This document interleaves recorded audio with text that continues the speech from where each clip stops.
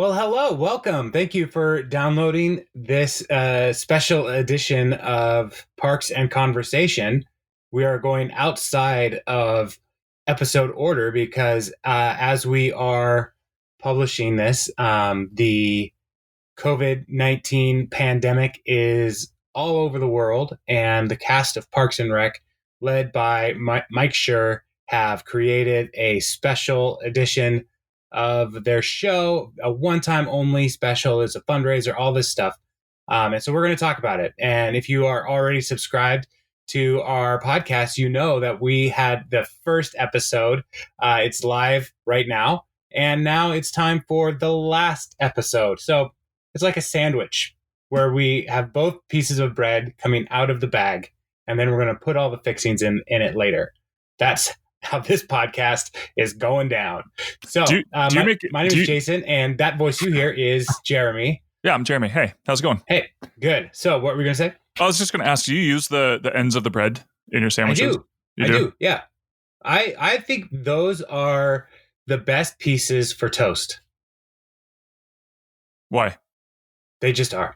I think because they have reinforcement on the back, they can handle a strong butter load. Yeah. Or a jam, if you will.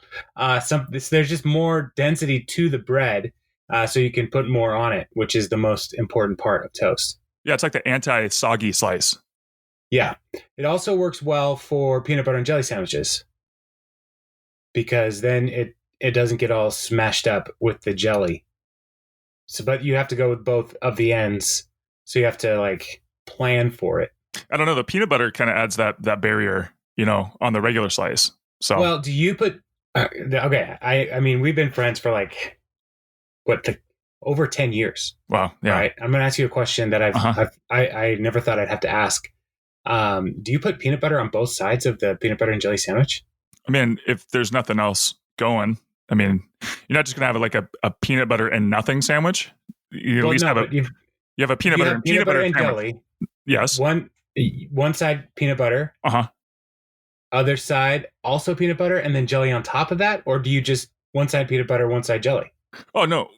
Peanut butter on one side, jelly on the other. But if there's no jelly, if the jelly's gone, I'll put peanut butter on one side and then peanut butter on the other side. Yeah. Okay. That makes sense. Yeah. So then it's a peanut butter sandwich. Yeah. I would never put peanut butter on one side and nothing on the other. That's ridiculous. You know what is really good? What? So my dad, he has all kinds of great concoctions, and he was a sandwich artist before Subway came along and co-opted that term. Mm-hmm. And he would make a peanut butter sandwich.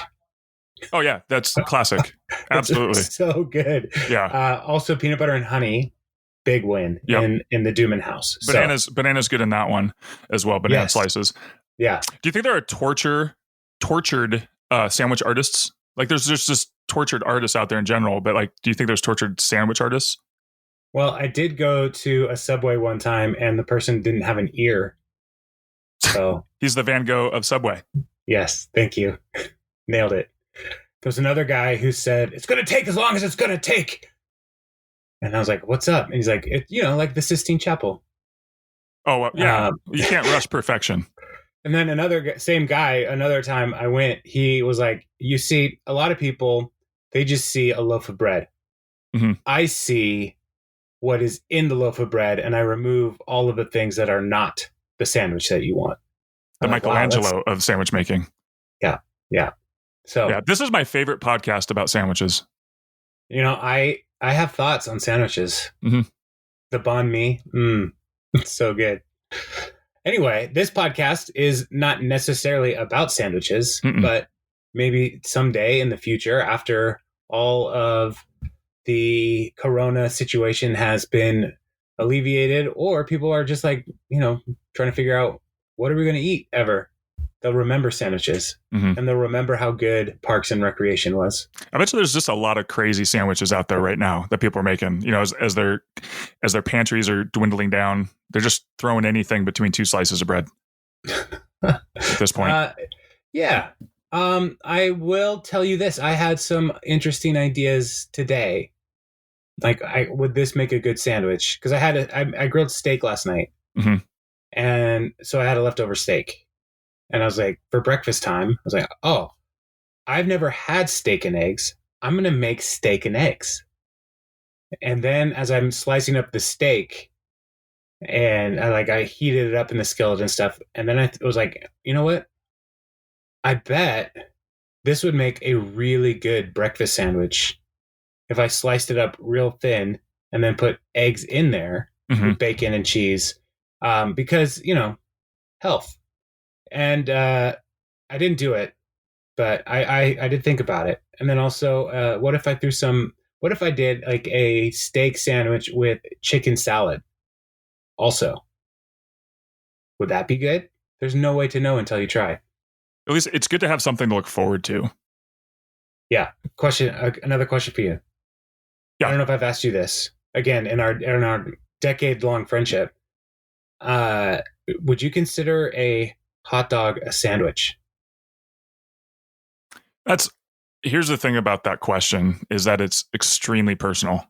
And I think answering it on the internet is just too raw, do you? Yeah, let me throw that right back at you. How do you like it? That's fine. I do think it's a sandwich. I think because like if would a gyro be a sandwich? That's a wrap. Is it? What is a sandwich? It's that's the thing. It's a construct, really. It's just exactly whatever we want it. Sandwiches are a spectrum. Yeah, whatever we want them to be, really. Yeah. So. All right, we are currently 7 minutes into this podcast about Parks and Recreation, and we have spent most of the time talking about sandwiches and stuff. I did just see a sweet hawk outside my window in my office. Oh, you want to talk about birds now? No, I live next to like a bird aviary sanctuary. Okay, an aviary wouldn't that be closed in? Yeah, but there's open air aviaries. Okay, so that's just outside. Yeah. So I live next to a bird sanctuary or an open air aviary, which is a great band name. And there's a hawk that has a nest in one of these trees out here, and all the crows are always like harassing the hawk. So, which is another great band name, or an album. The next album from Open Air Aviary, Harassing the Hawk, and then like Eagle Cry, and yeah. Featuring the smash hit, Where Are All the Bunnies? Oh, yeah. You know what? That's a good point. I have not seen bunnies as much lately. There you go. So, Parks and Recreation. Special episode last night. And as we are recording this, it is May 1st. So this aired April 30th. And you just finished watching it. I watched it last night. I have not had a chance to do a rewatch. But the basic premise of this episode is Leslie is just trying to make sure that all the people, all her friends from the Parks and Rec department, they're doing okay in this, quarantine time.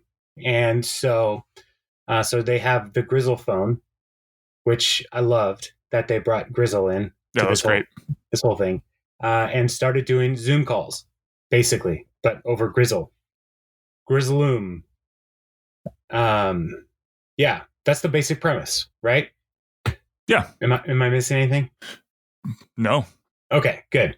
So she starts with Ron, who is, Ronning it up. We got to do our cold open with Bobby. Oh, yeah. Oh, man, that was so good. Yeah, Paul Rudd as Bobby Newport. And if you have not watched any of Parks and Rec, you're waiting at week to week for our podcast to help you see how great Parks and Rec is, then I would just advise you to stop this podcast right now and then watch the rest of Parks and Rec and then come back. And you're back. And so Bobby Newport, let us know in the comments, what did you think about all of Parks and Rec? Bobby Newport is running against Leslie is it season 4? I think it's season 4 for City Council. Played by Paul Rudd, American Sweetheart, Paul Rudd, Ageless Vampire, Paul Rudd. And and he is in Switzerland, and he is reading a note about how he hopes that everybody's doing well, essentially, right? Mm-hmm. Yeah. Yeah, and he misspells everything, and he has no idea what's going on. I love the end. It's like, I haven't watched the news for a while. What's going on? Are you kidding? Yeah. So, yeah. So Bobby Newport, he's wearing a Nope 2012 campaign fleece, which is great.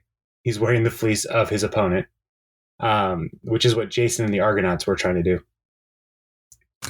It's a golden fleece. That's joke. A deep cut right there. Wow.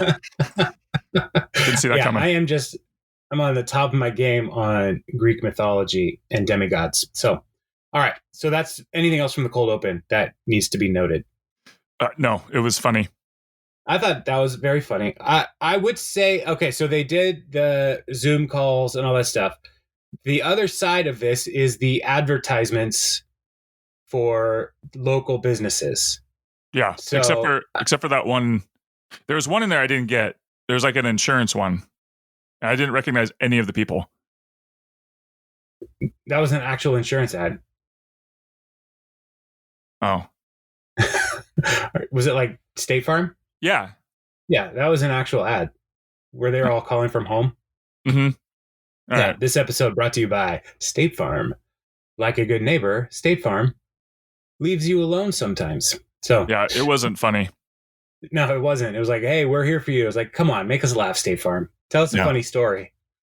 You know, farmers, they got those funny situations. Tell us one of those, State Farm. Read the room, State Farm. Yeah. Why can't an insurance company be more adroit? Okay, so these ads, we have an ad for Dennis Feinstein, his cologne called Miracle Cure, and he knows it works because it kills every animal that it was tested on. And what is a virus except a tiny animal you can't see that lives inside of you? Boom. I loved that. Yeah, that was great. It kills every living thing that it touches. So it's like, yes. Why would you want to put it on? Well, because it's a miracle cure. But it's also going to kill you. Probably. There's only one way to know. Drink bleach. Please don't do that. Can you get the light inside of you? You just chase it with bleach. You just, yeah. Oh, the world we live in. It's so great. So many fun, terrifying things. So there we've got Dennis Feinstein. We've got Jam Orthodontia, where he will mail you all the stuff and walk you through it over a Zoom call on how to do your own dental work. And if you mess it up, that's on you. So brace yourself. Yeah. I did love that. I also loved that Jeremy Jam was wearing a like silky bathrobe and gave himself a quarantine cut. So he had like this sweet mohawk. My family, as we were watching this, they were like, that can't be real. But it is. That is John Glazer's actual hair. It grows straight up and straight out. And so, yeah, I thought that was fantastic. And John Ralphio's commercial. That was my favorite one. Really? Yeah.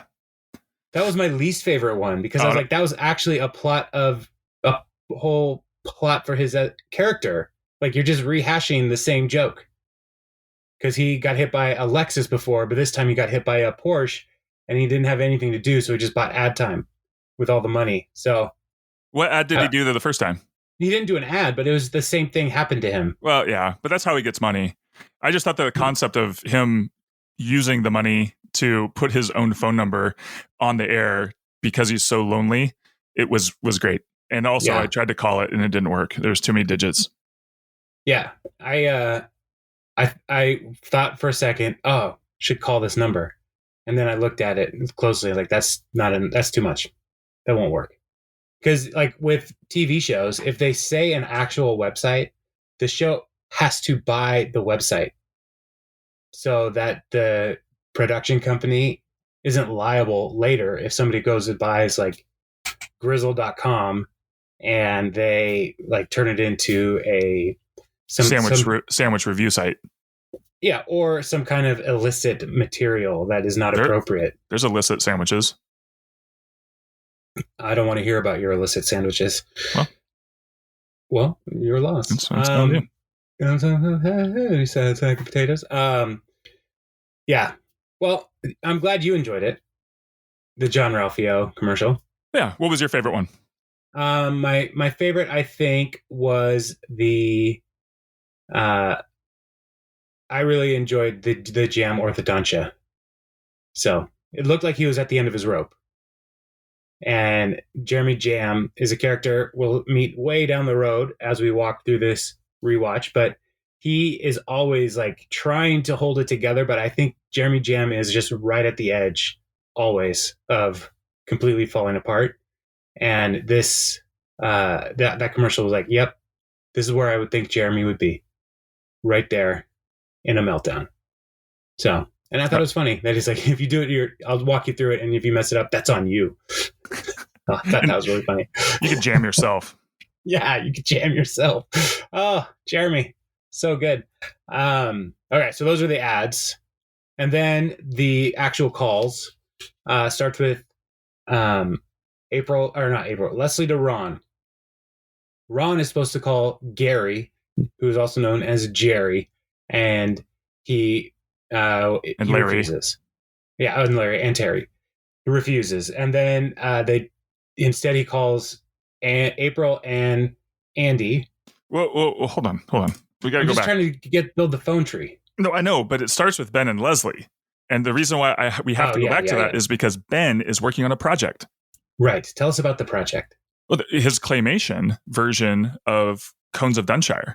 Yes. Which did you by any chance write down the titles? I didn't. But, they're so good. Yeah, I should have written them down, and one of them was, and obviously that was my favorite part. Should have written it down because it'd be funny to say it at this moment. What are you gonna do? Yeah, the Ledgerman. It was great. So, and he was wearing his Letters to Cleo shirt, which is another nice callback to his depression. So Leslie is the thread through this whole entire thing is, the mental health. So Leslie's instantly worried for her husband. I did like, it felt, they came up with a reason why everyone was separated, which I thought was, it's like we knew, suspension of belief. We know that these are actors and they can't be in the same, obviously the same set, but I thought they Except for Ron and Tammy. Yeah. So, and we can get to that. Yeah. So, yeah. All right. Phone tree. So then Leslie calls Ron. And Ron, she says, are you practicing social distancing? And he says, please, I've been practicing social distancing since I was 4 years old. And they're like, all right, that's pretty Ron Swanson-y. It's pretty good. And then he's like, all right, you got to call Gary. He's like, I'm not going to do that. So he calls April and Andy. And their conceit for their being separated, even though they're married, is that Andy has locked himself in the shed, and so he can't get out. He's been in there for a couple days, and he's hungry. And now, did you notice as these people popped up that they had grizzle points? No. Oh, okay. So if you watch it again, so everyone's like their account has grizzle points. I don't know what they're for, but it kind of reflected the characters as well. So Leslie had 24,000 grizzle points, kind of setting the stage for that. And they didn't really have Ben's at first. Ron, his number was unknown and unknown grizzle points. Caller ID blocked, unknown grizzle points. I did like the caller ID blocked. Yeah. I did notice that. And then April had 200 as her screen name is Satan's niece, and she had 269,875 grizzle points. And then Andy comes up and he has 3.3 million grizzle points. Now I don't know what they are, but that just makes sense to me because Andy is probably on his phone playing some form of Grizzle Candy Crush the entire time, racking up those points. Yeah, that would be consistent. Yeah. So again, Ron's checking in on April and Andy. And then he's like, all right, you got to call next. And he's supposed to call. He's like, you got to call Gary. And they're like, we're not going to do that. So instead, they call Tom and Donna? Or do they just, right? They call Tom and Chris. They call Ann and Chris. Mm-hmm. Okay. And Ann has 6,500 points and Chris has 11,000 points. Oh, wow. You really tracked this Grizzle Points thing. I wanted to know who won and if they changed over the course of the episode. Oh, smart. Yeah. Okay, so then Anne and Chris are separated because Anne is volunteering in the ER as a nurse, and Chris is with their kids on the other side of the house. So they're trying to maintain social distancing at home. So building that plausibility of their why they can't be in the same room, which is, again, like, that was smart. It wasn't super necessary to have Anne and Chris. I don't think they really added too much, really, other than just getting the band back together. Right. So then they call Tom and Donna, right? Who calls Tom and Donna? Yeah, that's coming up. So it goes. Leslie shows up in that call with the two of them, and then Anne and Leslie talk for a little bit about how Chris is working out, and they used to have a stair stepper, but now it's just a sloped ramp.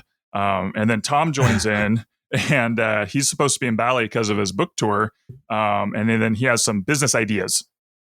He has his double-breasted pajamas.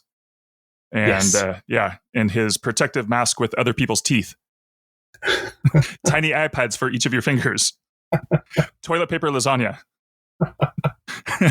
That's so gross. And then Leslie bounces and Donna comes in. Right. And so Tom had 65,876 points, and then when Donna comes on, her account says Elite Grizzle Gold status. So, like, she doesn't have points. Like, she is beyond points. Yeah, Donna won, of course. Yeah, as we'll find out, that's definitely her character. Yeah, and I liked Donna, like what she had to say about her husband Joe. He's a teacher. He's like, have you ever tried to teach children anything? Yeah, it's impossible. They're the worst. He's crying like all the time. And so, so I appreciated that, as all of the families with children at home are trying to teach their kids, but then also all these teachers trying to figure out how to move education forward while schools are closed. I thought that was nice. Like, thank you for recognizing that this is hard. And while it's a joke, it is still just like, this is not easy for anybody. So, I didn't sign up for this. To teach your kids stuff. Yeah, that's what homeschool's for. And this isn't a homeschool. That's what I didn't pay my taxes to have my kids at home. Right. Yeah. Right. So do we get refunds for this, or was that what the money was for? I don't know. I'm think confused. That $1,200 is what this is for. Oh. Yeah. Teachers don't make a lot. No, it's $1,200 per family though in that class. So that's for 1 month, times 30. I mean, that's what teachers should be paid. A lot of money because it's hard. So, okay. It is hard. So this is Donna and Tom. Is Anne still around at this point? No, she left. She left. And this is where Tom's like, tells Donna, you gotta call Jerry. And she's like, all right. And Tom's like, hey, hold on. I got an idea. And he tricks Leslie into joining the conversation with Donna and Jerry. Yes, that's it. Mayor Gergich with negative 2,287 points. That's so funny. Yeah. Wow. You tracked this. Absolutely. So Mayor Gergich is in his office trying to, be a good mayor. But he also turns on the random filter feature on his Grizzle phone. And so he's a dog. He at one point is the poop emoji. And he's getting sad, and the sadder he gets, the stinkier the poop looks, which I thought was very funny. Yeah. And on brand with Jerry being, the guy who can't figure things out, and yet is the most beloved mayor in the history of Pawnee. Even though he had to cancel the popsicle lick and pass contest. Yes, that was very funny. Why did we ever start that? Oh, yeah. There were a lot of good jokes Yeah. in this episode. So and then we cut to home with Joan. Yeah, because they're trying to get the word out on all of the different media outlets. Mm-hmm. Yeah. And so all of them. yeah. Well, all of them being Home with Joan, where Joan Calamezzo is going absolutely insane. Yes. And she is putting together a show for her dolls, and is drinking quite a bit. And it's just not a good scene for Joan.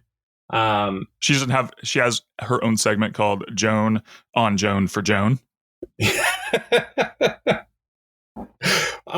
Which again, the way that Joan ends up in the show, like this is perfectly on brand. Yeah. Like this is the exact trajectory that Joan was heading for, with or without the COVID-19 crisis.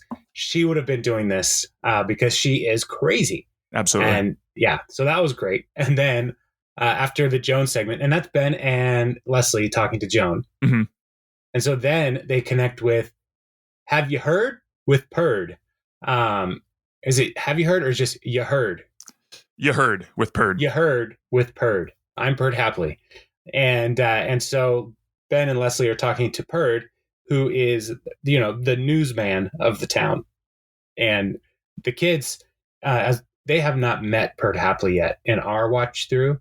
Yeah. And so they have no idea. Like, as this is happening, it's like, he just keeps saying the same thing over and over again.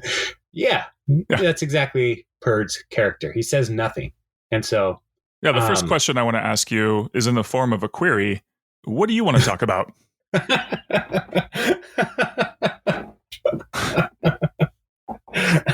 I love Purd so much. I don't know who writes the lines for Purd, but he's so great. Yeah, it was very funny. So they're trying to get the word out. Hey, take care of yourself. Don't, talk to people. Be in community. Don't go nuts. Like, take care of your mental health. Yeah. Don't donate time if you have it. Donate some skills. Right. So again, this is all good. I mean, they're wrapping up this PSA in a comedy show. And so like everything they're saying is like, this is what people actually need to hear. Like, don't try to just be alone in all of this. Right. And so that was good. I thought that was funny. And then it cuts again to Ron and Leslie, right? I don't want to jump too far, but we got Jeremy Jam, John Ralphio, and then we're back to Purd, who brings in a PSA for Johnny Karate. Yes. Okay. So Johnny Karate is talking about washing your hands, and he's like, yes, you got to wash your hands. And you're thinking, I'm 38 years old. I've never washed my hands. Yeah. And he's telling the kids, just, I know you miss school. Your parents are trying as hard as they can, but you got to realize they are dumb. Yes. And I feel that at times trying to help my kids with schoolwork. It's like, this is not how I learned to do this. And my kids are teaching me stuff. I was like, oh, this could be helpful in the future of my life. So yeah, we can all learn something right now. Yeah. My son is learning how to figure out like transverse angles with parallel lines. Mm-hmm. And that sucks. That's hard.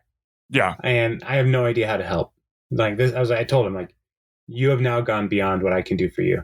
That's all. It's actually pretty. The way it's explained to me is first you buy a pool table, and then it all makes sense because it's all angles. Yeah. Okay. So go buy a pool table, and you'll be a geometry genius. I didn't realize how easy it was. Mm-hmm. Yeah. All right. My dogs are barking. I don't know why. Johnny says, you can't, and then together we can karate chop the virus. And there's a little note at the bottom that says, the virus cannot be karate chopped. Right. So they are trying to be responsible with their news, Yeah. The virus cannot be karate chopped. And he says, of the people. Go ahead. That just reminds me of the people who are bringing their guns to these, like, we need to go back to work protests. Yeah. It's like, what are you going to shoot? The virus. The virus? Like, I don't understand. Yeah. Anyway, the world. Yeah. So then Johnny says it'll go away someday. It might not be today or tomorrow or next week or next month or 100 years or 1,000 years, or it might not ever go away, but it will go away someday.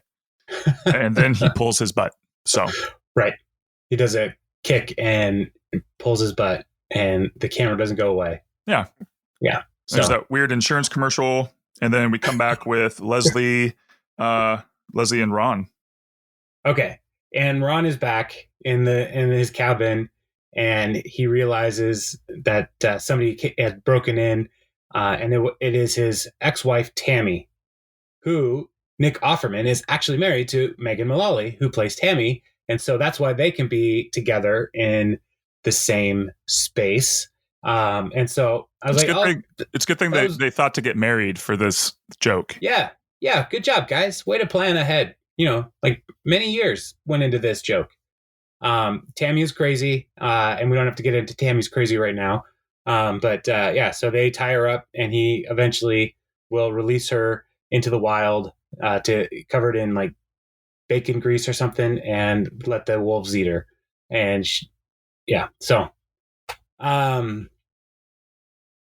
anything? What else? What's next? It's more fresh for you, and I'm spacing on what's after that. That's all right. And then Ron calls April. Well, no, because Leslie and Ron were talking, and then at the end of that, Leslie says, "Man, I'm just going crazy. I can't talk to everybody." And so Ron's like, she goes away, and Ron instantly calls April, who for some reason is just like playing drums, and she's like, "I got an idea." And then it says an hour later, and then Ben calls Leslie to set up a big thing. And then big thing. Yeah. Which is everybody on one call together, and they sing Bye Bye Lil Sebastian. Arguably one of the greatest songs of all time. Oh yeah, for sure. It is a great song. And again, my kids, they don't know about Lil Sebastian yet. And so they didn't know, like, why is he singing about a horse? Up in horsey heaven, there is a cloud. What is he talking about? And so I had to tell them it's a tiny horse that the city of Pawnee is infatuated with. And he died. They were Ben. Yeah, they were like, I don't get this. They're like, oh, what? It's a whole thing. Yeah. So, and Ben still doesn't really get it. No, but he goes along. He goes along to get along. And so everybody's singing. There's extra verses that I don't know if they've ever been released before. But the thing that we are sad the most is that a human can't ride a ghost. Mm-hmm. That's one line in a verse. That made me laugh so hard. So, so they sing, and that just warms Leslie's heart. She's so happy to have all her friends in one digital space. It's wonderful. Yeah. Yeah. They cleared their schedule. They came together. They knew somebody needed help, and all you got to do is ask. I think that was the takeaway, so. Yeah. So have friends. Just have friends, It's easy. It's easy. Have friends. Enjoy your job. And if you don't have friends, just listen to this podcast more, and we'll say, good job. You just keep going. You can do it. You got it, bro. Keep listening to this. Don't quit. Don't stop. It'll be over someday. This podcast? Something. Everything? I don't know. Oh, and then it just went dark again. Maybe don't listen to us. I don't know. We are not mental health professionals. I think we can all agree on that. That's true. But we are nice. Yeah, and we're people who understand technology enough to be able to shout into the internet with our thoughts about things. So, what were your thoughts about this episode? Personally, I had real low expectations because I knew that they didn't have a ton of time to put it all together. So it exceeded my expectations because they were so low, but it did feel like a hug from my friends. Like, I love this town. I love the people of Pawnee. And, I was talking with my wife after, I was like, I am glad that it was the Parks and Rec people that did this. and not like the people from The Office, because like I don't want to hear from Andy Bernard. Right. I don't want to hear from Stanley. Like Stanley's fine, Andy's fine, but I don't care about them the way I care about the people of Pawnee, because they're like real people who True, but actually now, have a life outside of their jobs. yeah, but now that you bring that up, I do kind of want to know what Creed's been up to during all this. Yeah, well, Creed is his own, yeah, just a show on Creed is the spinoff that we've all been waiting for. Turns out Creed was patient zero. I would not be surprised. Would not be surprised. But a Creed Bratton show, I would be down with at least one season of that. I'd watch Maybe that. a 10-episode season. Like, how did Creed get to be Creed? And it would be fantastic if it was, his whole life, but it was always played by Creed. So as like a 13-year-old, like in high school or middle school, like it's still Creed in the middle school with all the middle schoolers. Like, you know what I'm saying? Instead of having a younger actor portray young Creed, it's like, no, Right. It's just Creed. I think that would be a fantastic show. Especially if it was like a documentary about Creed, and then because then it would work if all the reenactments, but it was Creed reenacting his own life, Yes. but in all the different stages. Gosh. I'm in. That would be awesome. And if they were to make it like an unsolved mysteries kind of thing, so good. The reenactments are supposed to be really bad, right? And even the people who are in The Office are reenacting with Creed, but they're played by different people. Perfect. Like that are complete. Like the guy who played Asian Jim is the guy who actually plays Jim in any reenactment with Jim. Like that would be fantastic. How do we make this happen? I don't know. Hold on. Let's try this. Hey, right. Hey, Mike and Greg, can you make this? Well, now we'll see. We'll see. I would commit to watching it. Okay. I'm not a Nielsen family. I'm doing a pitch to Mike and Greg. We're not a Nielsen family, but I would still commit to watching this. Nice. Yeah. I think that helped. Well, what did you think about this episode of Parks and Rec? I thought it was fine. It was I should have started. You could have ended on the upbeat. I'm just so like Saturday Night Live. I agree with you. It was better than I thought, because the whole just trying to get, how does being apart work into this whole thing, and then try to bring it together when we all know they're separated. So the first episode of I know I'm switching here, but Saturday Night Live, the first one was funny, a little rough. The second one was a lot better, and I think the production and the way they did this, the Parks and Rec, has been the best version of any of these things I've seen so far. So it's the best of this COVID genre, but I'm ready for, I don't know, people to be together and to be able to kind of play off of each other live and those kinds of things. But it's better than nothing. I'm not a total curmudgeon. I like that they did kind of do some of the little in jokes, because it feels comforting to go back and see those things and be reminded of all the funny little bits, even if you've never, for the fans that have watched all of it, but if you hadn't, it was still some really funny jokes. So yeah, that's what I thought. Well, good. Yeah. All right. My wife, when it was first announced, I was like, oh, they're probably going to do like a Zoom call situation like SNL did. She's like, why do you have to tell me everything that's going to happen? Why can't I just enjoy it? I was like, well, how else are they going to do it? So, yeah. But I appreciate that they did this. I don't know how they raised money, really, other than asking people. They threw the phone number on there to these different organizations so people could raise money for that. But I appreciate that they did this. Yeah. These people are all way more famous now than when they started Parks and Rec. Sure. And everybody in Hollywood is not working. They're not making stuff. So like, it was one of those weird things where it's like, hey, all of our schedules are actually wide open. Right. And this didn't look like it really took a lot of time to film. Yeah. Do you think that there'll be more? Your phone. Yeah. Do you think there'll be more of this, like, kind of, I don't know about big actors, but do you think coming out of this, when things kind of do get back to, air quotes, normal, that people will still kind of produce things along these lines just because now we see that, we can do this? Or do you think it'll just kind of fade away? I think there will be more, but I do think the novelty of it will wear off. Yeah. But like SNL, like what they're doing with SNL, I think is brilliant and way better than what most people on YouTube are doing who are trying to do the same thing. And so I do think there is more room on a sketch comedy show like that to try these kinds of things. Yeah. Even like Pete Davidson's songs on SNL, they're actually really good. Oh yeah. I'm like, I really actually enjoy this. And those have been probably one of the standout things that they've done. And he's doing all of that from home with his mom as his director. It's like right. It's pretty cool. Yeah. So I do think that people are going to get creative. They're going to try different things. And yeah, I don't know. I don't think we're going to see I don't even know what other sitcoms are out anymore.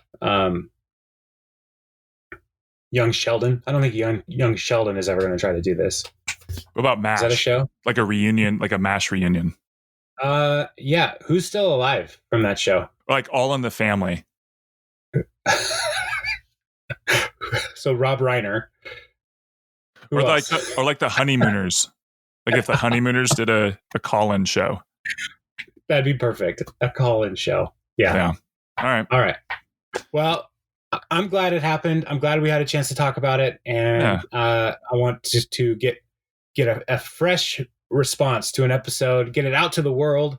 Even, hopefully by the time this posts and people are able to subscribe over at our Fireside page, parksandconversations.fireside.fm, or Apple or Spotify.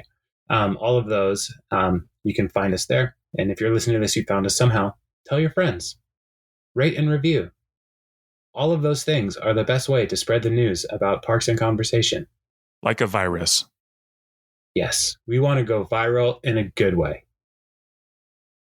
Amen. You don't even have to wash your hands after you listen to the podcast. You might want to like get a Q-tip and just kind of swab out your ear holes, but yeah. I don't know. I don't know what you do. So, all right. Well, cool, man.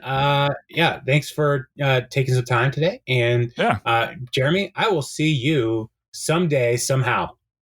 Sounds good. I look forward to that. Stay safe out there.